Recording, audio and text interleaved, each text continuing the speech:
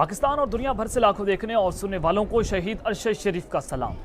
नदरकम पाकिस्तान इस वक्त नाजुक तरीन मोड़ से गुजर रहा है, जहां पर गेम सबके हाथ से निकल नहीं रही बल्कि गेम सबके हाथ से निकल चुकी है, क्योंकि रियासत ने, निज़ाम ने, इदारों ने यह फैसला कर लिया है कि इमरान खान को हर सूरत पाकिस्तान की सियासत से न सिर्फ निकालना है बल्कि इसको रास्ते से हटाना है। और इसके लिए बहुत बार कोशिशें जो हैं वो जारी हैं और बहुत कोशिशें और बहुत बार अटैम्प्ट्स भी की जा चुकी हैं, लेकिन इस सब के अंदर जो खबरें आ रही हैं वो इंतहाई खतरनाक हैं और इस वक्त मैच पड़ चुका है। और अगर यूँ कहूँ कि ये नई महाज एक नया महाज खुला है तो ये कहना भी गलत नहीं होगा, क्योंकि खबरें अच्छी नहीं हैं। सबसे पहली खबर पर जो हमने बात करनी है कि वज़ीर-ए-आज़म हाउस से जो डाटा इस वक्त लीक हो चुका है और उस डाटा में जो खतरनाक इंकशाफात किए गए हैं कि 3 ताकतवर तरीन शख्सियात को जहर दे दिया गया है।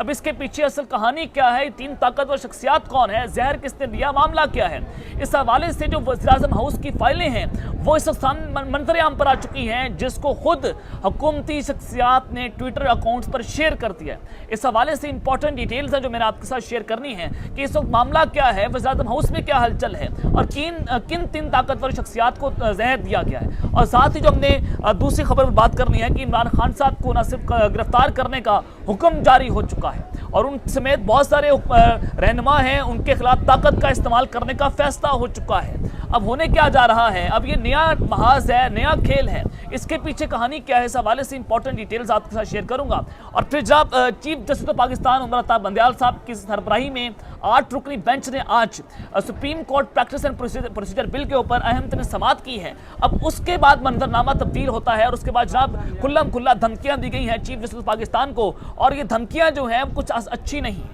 अब जनाब 14 मई करीब आ चुका है, 14 मई को इलेक्शन की तारीख है और उसके बाद गेम जो है वो फिर किसी और जानिब जाएगी। इस हवाले से इंपॉर्टेंट डिटेल्स आपको शेयर करूंगा, लेकिन अगर आपने चैनल को सब्सक्राइब नहीं किया, चैनल को लाजमी सब्सक्राइब कर लें, बेल आइकन को दबा दें। आने वाली तमाम तरह अपडेट्स आपकी खिदमत में बर वक्त पेश होती रहें।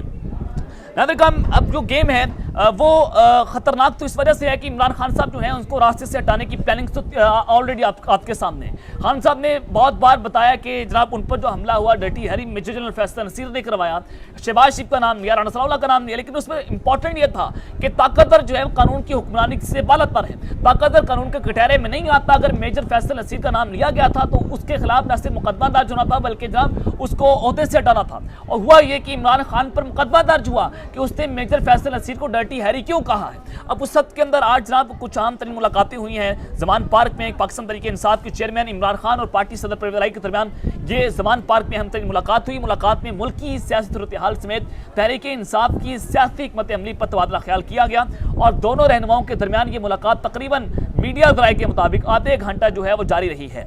मीडिया रिपोर्ट्स के मुताबिक मुलाकात के दौरान परवेज इलाही और उनके अहले खाना समेत पार्टी कारकुनान और साथियों के खिलाफ गैर कानूनी कार्रवाइयों पर तबादला ख्याल भी किया गया और फिर जनाब दोनों के दरमियान आइन की बालादस्ती समेत चीफ जस्टिस समेत मौसिस अदलिया से इजहार यकजहती पर इतफाक हुआ है।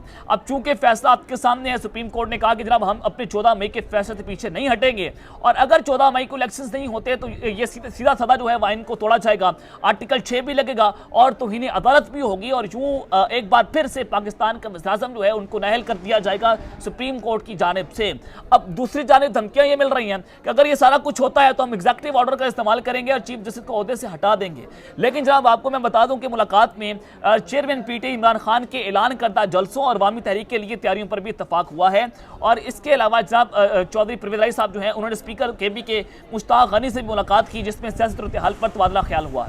अब जनाब ये मुलाकातें जो हैं एक जानिब है, लेकिन दूसरी जानिब जो निगरान हुकूमत है वो इस वक्त खुलकर सामने आ चुकी है। अब निगरान की जो निगरान है वो आप सबके सामने के निगरान जो हैं वो एंटी इमरान है और निगरानों को लाने वाली पाकिस्तान की इस्टेब्लिशमेंट है। और आपने देखा कि जब जनरल आसिम मुनीर पाकिस्तान से सऊदी अरब के दौरे पर गए और उनके साथ मौजूद थे मोहसिन नकवी और उस वक्त वो जनाब पंजाब के वज़ीर नहीं थे और फिर उसके बाद फौरी तौर पर उस दौरे के उनको पंजाब के अंदर निगरान वज़ीर तैनात कर दिया जाता है। तो इट्स मीन की इस्टेब्लिशमेंट डायरेक्टली पंजाब के अंदर रूल कर रही है और पाकिस्तान की जो ताकतवर हल्के हैं वो इस्टेब्लिशमेंट जो है वो पंजाब के अंदर हुकूमत कर रही है। ये निगरानों की हुकूमत है। तो आज यही सब कुछ हुआ है। निगरान वज़ीर इत्तलात जो कि एक नाम नहाज़ सहाफ़ी है और एक नाम नहाज़ सहाफ़ी का भाई भी अहमद मीर का भाई आमिर मीर और ये गूगली न्यूज़ यूट्यूब चैनल के नाम से चैनल भी चलाते हैं जिसमें हर रोज़ इनके अगर आप थंबनेल्स देखें तो इमरान खान के बाद जहर उगला जाता है। तो आज जनाब इसने इमरान खान के खिलाफ एक प्रेस कॉन्फ्रेंस की है। हालांकि न्यूट्रल्स होते हैं, न्यूट्रल का काम होता है कि जनाब उसने इलेक्शंस करवाने निगरान ने और फिर इलेक्शंस करवा कर वो चले जाते हैं, लेकिन ये जनाब इमरान खान के खिलाफ इस्तेमाल हो रहे हैं। और निगरान वज़ीर इत्तलात जो हैं पंजाब आमिर मीर के, उन्होंने कहा कि परवेज इलाही मुसलसल हुकूमत और इदारों पर इल्जामात लगा रहे हैं, बेबुनियाद इल्जामात से अवाम को गुमराह किया जा रहा है। और आप कौन होते हैं कि जनाब आप अनइलेक्टेड पर्सन, आपको घर में कोई कात नहीं है, आप यूट्यूब चैनल से कोई 50-60 हज़ार कमा रहे थे, तो अगर आप इमरान खान को, पाकिस्तान के मकबूल तरीन लीडर को ये कह रहे हैं तो आप डूब मर जाएं। और आप ये समझें कि ये बिल्कुल ये नहीं बोल रहे, बल्कि जनाब इसके अंदर निगरानों की जो निगरान है वो बात कर रहे हैं। और तफसीलात के मुताबिक चौधरी परवेज इलाही की जानिब से मुख्तलिफ इल्जामात लगाने पर निगरान हुकूमत का रद्द-ए-अमल सामने आया। निगरान वज़ीर इत्तलात जो हैं पंजाब, उनके आमिर मीर ने कहा कि इमरान खान परवेज इलाही को सूबे के सबसे बड़े डाकू का खिताब दे चुके हैं। परवेज इलाही मुसलसल हुकूमत और इदारों पर इल्जामात लगा रहे हैं। बेबुनियाद इल्जामात लगाने से अवाम को गुमराह नहीं किया जा सकता और निगरान हुकूमत धमकियों और दबाव से ब्लैकमेल नहीं होगी। निगरान हुकूमत पर इल्जामात लगाएंगे तो हम चुप नहीं बैठेंगे। तुम्हारी बाप की गवर्नमेंट है, तुम्हारे बाप का सूबा है कि जब तुम चुप नहीं बैठोगे कि तुम पर इल्जामात लग रहे हैं तो इट्स मीन कि तुम जनाब कुछ ना कुछ गैर आईनी कर रहे हो। और ये गैर आईनी हुकूमत है। 90 दिनों की निगरान हुकूमत होती है, तो उसके बाद जितने भी इनके जो ऑर्डर्स होते हैं वो गैर आईनी होते हैं, लेकिन एस्टैब्लिशमेंट ने लगाया है, तो एस्टैब्लिशमेंट जब इनको लंबा करती चली जा रही है। तो जनाब इस सब के अंदर इमरान खान साहब ने भी फिर एक अहम तरीन ट्वीट किया और इमरान खान ने पाक फौज के अफसर पर इल्जाम लगाने पर वज़ीर-ए-आज़म की तनकीद का जवाब दिया और उन्होंने शहबाज शरीफ से तकरीबन 4 सवाल पूछे। उन्होंने जब ट्विटर पर यह ट्वीट किया और कहा कि एक ऐसा शख्स जिस पर गुज़िश्ता महीनों में 2 बार कातिलाना हमला हो चुका है, वो शहबाज शरीफ से सवालात पूछ सकता है। इमरान खान ने क्या क्या बतौर एक शहरी मुझे इन लोगों को नामजद करने का हक है जिन्हें मैं समझता हूँ कि मुझ पर कातिलाना हमले के जिम्मेदार ये लोग हैं। FIR दर्ज करने के लिए मुझ पर मेरा कानूनी और आईनी हक है जिससे मुझे महरूम किया गया, क्यों किया गया। फिर इमरान खान ने कहा कि क्या शहबाज शरीफ ट्वीट का मतलब ये है कि अफसरान कानून से बारत पर हैं या वो जुर्म नहीं कर सकते। और फिर उन्होंने कहा कि अगर हम इल्ज़ाम लगाते हैं तो इनमें से किसी ने क्या जुर्म किया है तो इससे दायरा कैसे बदनाम हो सकता है। ये एक शख्स है, इंडिविजुअल की बात हो रही है। खान साहब ने कहा कि मैं इदारों की बात नहीं कर रहा, ये इंडिविजुअल्स की बात हो रही है कि इंडिविजुअल ने मेरे ऊपर कातिलाना हमला करवाया, वो मेजर जनरल फैसल नसीर था, तो मेरा कानूनी हक है कि इसके ऊपर FIR दर्ज करवाऊं, इसके ऊपर तहकीकात होनी चाहिए और उसको कानून के कटहरे में लाकर खड़ा करना चाहिए। लेकिन जनाब यहाँ पर ऐसा होता हुआ जनाब नजर नहीं आ रहा। इमरान खान ने कहा कि PTI की हुकूमत के दौरान वज़ीराबाद GIT को सबूताज करने वाला कौन इतना ताकतवर था। शहबाज शरीफ जवाब दे सकते हैं, क्या खुफिया एजेंसी ने 18 मार्च को मेरी पेशी से पहले शाम को जुडिशल कॉम्प्लेक्स पर कब्जा क्यों किया? खुफिया एजेंसी के एहलकार CTT और वकला के रूप में क्यों आए थे? उनका मकसद क्या था? खुफिया एजेंसी का कॉम्प्लेक्स में क्या काम था? ये इमरान खान साहब ने कहा कि इन सवालों का सच्चाई से जवाब दे सकेंगे तो साथ एक ताकतवर आदमी और उसके साथियों का कानून के बालातर होने की तरफ इशारा है। फिर अब वक्त आ चुका है कि हम सरकारी तौर पर ऐलान करें कि पाकिस्तान में सिर्फ जंगल का कानून है, यानी जिसकी लाठी उसकी भैंस। इमरान खान ने सबको रगड़ के रख दिया है। इमरान खान साहब ने इन सब पर रन्ना फेर के रख दिया है, इन पर जयते फेर दी है। लेकिन जनाब जो खबर है वो भी बड़ी अहम है कि अब चीफ जस्टिस के हाथ में ये सारी गेम है।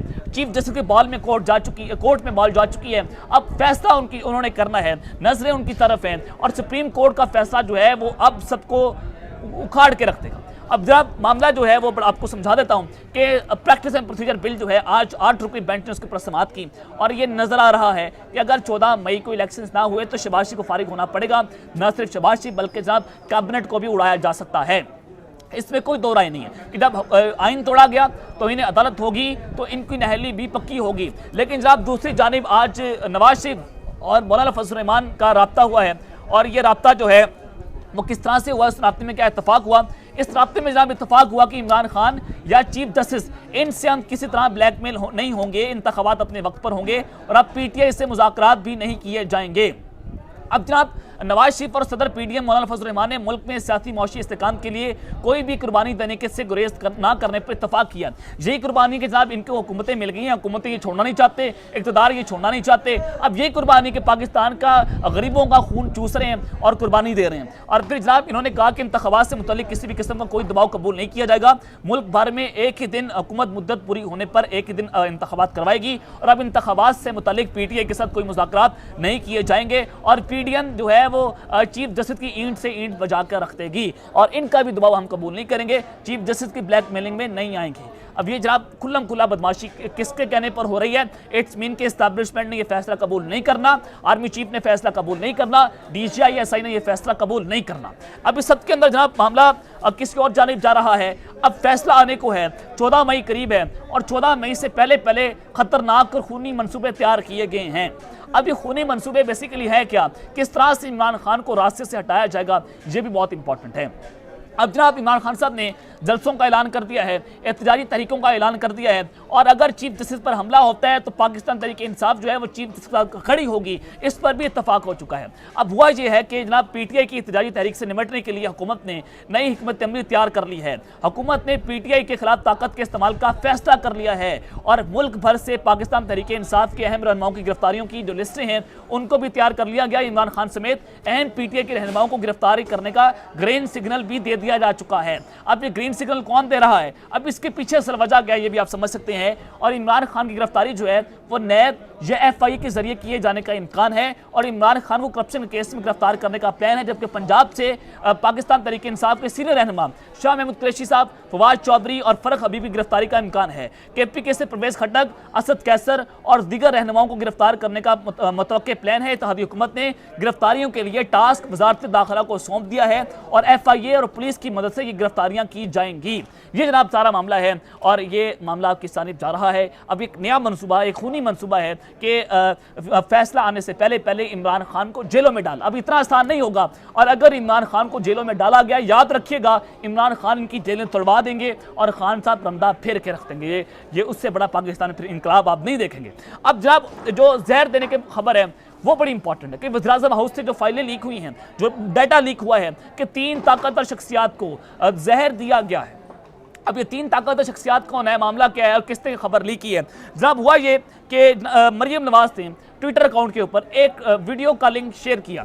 अब वीडियो लिंक था जनाब शफकत अली का और ये PDM के नून लीग के बड़े करीबी सहाफ़ी हैं और यूट्यूबर हैं, यूट्यूब पर प्रोग्राम करते हैं। अब शफकत अली साहब ने जनाब उस प्रोग्राम में कुछ इंकशाफात किए। उन्होंने कहा कि वज़ीर-ए-आज़म को कुछ इन्वेस्टिगेशंस जो हैं वो प्रोवाइड की गई हैं और इन्वेस्टिगेशंस के हवाले से सरकारी तफसीलात दी गई हैं, सरकारी जो है वो फाइलें दी गई हैं। अब उन फाइलों में बताया गया, उन दस्तावेज़ात में बताया गया कि 3 शख्सियात को जहर दिया गया है, उनको जहर देकर मारा गया है। अब उनमें जनाब 2 जज हैं और एक अहम तरीन शख्सियत है। अब ये 2 जज हैं जिसमें जस्टिस वकार सेठ मलिक, अब इनके बारे में बताया गया था कि जनाब ये जो हैं इनको कोरोना हो गया और कोरोना से वफात पा गए, लेकिन सरकारी दस्तावेज़ात में इनको ये बताया गया है कि जस्टिस वकार सेठ मलिक को जहर देकर मारा गया है। अब दूसरे जज कौन है? जब जज अरशद मलिक, अब इनकी वीडियो लीक हुई थी, आपको पता है कि जनाब नासिर भट्ट ने वीडियो लीक करवाई थी और इनको भी जहर देकर मारा गया है। और साथ जो तीसरी शख्सियत है, बहुत बड़ी शख्सियत है, खातम हुसैन रिजवी साहब, इनको भी जहर दिया गया और इनको मारा गया। अचानक से आपको खबर मिली थी कि जनाब खातम रिजवी साहब जो इनको हार्ट अटैक हुआ और जनाब वो मर गए और टीवी पर भी इस तरह से उनकी कवरेज नहीं हुई थी जिस तरह से करनी चाहिए थी। एक बहुत बड़े लीडर थे, उनको मारा गया और इनके हवाले से बताया गया कि वज़ीर-ए-आज़म हाउस में ये सरकारी दस्तावेज़ात है, इन्वेस्टिगेशंस गई हैं और शहबाज को बताया गया कि इनको जहर देकर रास्ते से हटाया गया है। अब कातिल कौन है जरा आपने समझना है कि इसको रास्ते से हटाने के लिए इमरान खान, जनरल फैज़ हमीद और जनरल बाजवा ने अपना काम किया। अब सारे जो मामला हुए थे अब उनका मलबा जो है इमरान खान पर गिराने की कोशिशें हो रही हैं। क्या जनाब जज अरशद मलिक की वीडियो किसने लीक की थी, किसने जज अरशद मलिक के खिलाफ कैंपेन चलाई थी, वो सारा कुछ आपके सामने है। तो मरियम नवाज ने अपने पाँव पर खुद कुल्हाड़ी चला ली है और जनाब ये साबित करने की कोशिशें की हैं कि ये लोग जहर देकर ताकतवर शख्सियात को, जजेस को, खातम रिजवी को जनाब ये रास्ते से हटाते रहे हैं। और फिर कहा गया कि मरियम नवाज और अहमद मीर को भी कत्ल करने की कोशिशें की गई हैं और ये इमरान खान का बड़ा मनसूबा था, इस पर यह इंकशाफ हुआ। तो ये सारा मामला है जो मैंने आपके सामने रखा। अब तक लेते हैं, अपना ख्याल रखिएगा, अपना ख्याल रखें। अल्लाह ने के बाद पाकिस्तान जिंदाबाद।